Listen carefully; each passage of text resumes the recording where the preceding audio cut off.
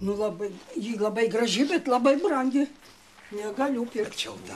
Man tai prie Ruso geriausiai biznis eidavosi su nutrijom. Ką tu čia suski aiškini tau, prie Ruso gerai eidavosi. Prie Ruso pakauniai rimti bachūrai nutrijas augindavo, o ne tokie gaidžiai kaip tu. Nutrijų specialistas, pasitrauk. A tai kaip jam negėda šitaip meluoti? Tu pirmiau išklausyk. Piemenė, o paskui mane sarmatink. Mano kaimynas augino ir pasakyčiau koks, bet nesakysiu todėl, kad jis yra dabar labai garsus žmogus, va. O koks? A jeigu taip gerai buvo, tai ko išėjai tada? Reikėjo ir toliau dirbti. Gal irgi būtum iš žmogus išėjęs. Tai kad man alergija nuo nutrijos, kai užvalgydavau.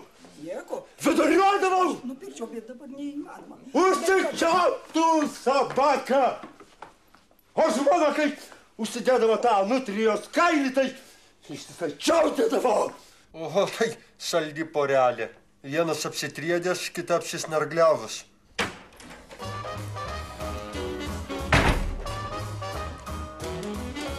Labadiena, bedarbiai. Labadiena, tamsta. Nu va, kaip gražu. Kuo toliau bendraujant, to geriau vieni kitus pažįstam. Jo, kaip šeima viena, kaip giminės. Tu, kralikė, nors kartą į veidrodį pasižiūrėk. Tu šūdo vabalė su raganosiu veidu, tau negėdas dar su gerbiamu ponu direktorium giminiautis. Nieko. Jaunimas gal ne iš piktos valios. Pajuokaut norėjo, gal pratęsti mano mintį. Tai aišku, gera nuotaika, geras oras, o jeigu dar ir išmokas.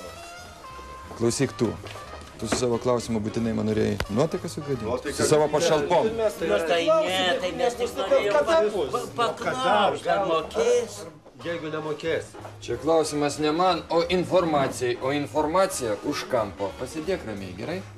Jo, eik už kampo, kur tavo draugas Pimpi tampo. A pasakyk rožė. Rožė. Tavo draugas Pimpi rožė. Gerai čia pasakyta, lietuviškai. Nu, gerai, surimtėkim, apie darbus pakalbėkim. Direktorius, prašom išsamios informacijos, kokių Lietuvai reikia specialistų. Taigi matot, kas žiūri. Taip. Specialistų. Bijo mergo specialistų, kad pagavę. Nu, tai kad nieko. Jak to tak nieko? A to jak to į nieko. Nėra jokių pasiūlymų. Darbdaviai sužinojo, kad visi darbuotojai geri išvažiavo į Airiją, a vietiniai čia likę vis tiek nedirbs. Nu tai ir viskas. Ir dabar iš Baltarusijos samdysit. Prašykot savo darbus, balandėliai. Ot velnės, per tos bulbašus nėra gyvenimo.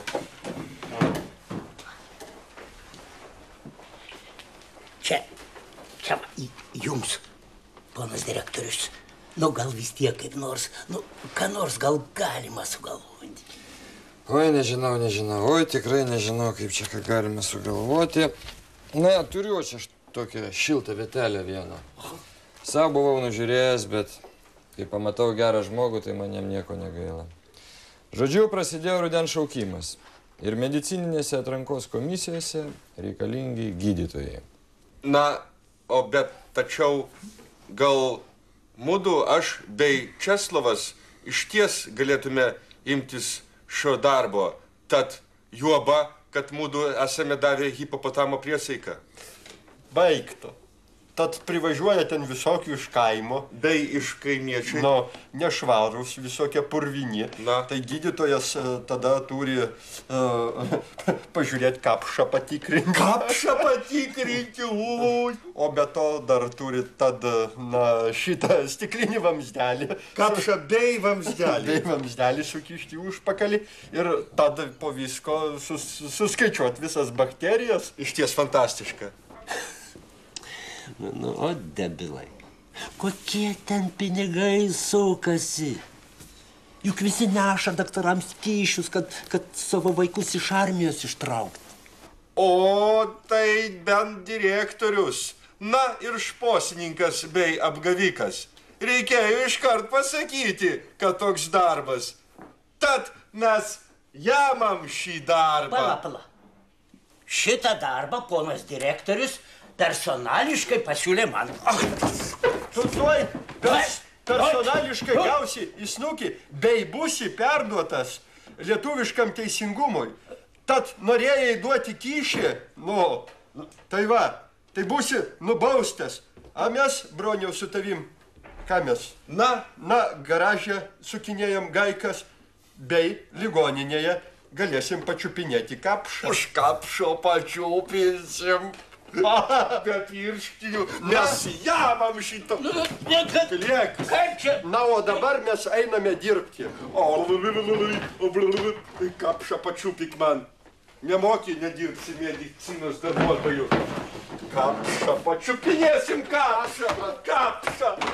kapšą pačiupysim.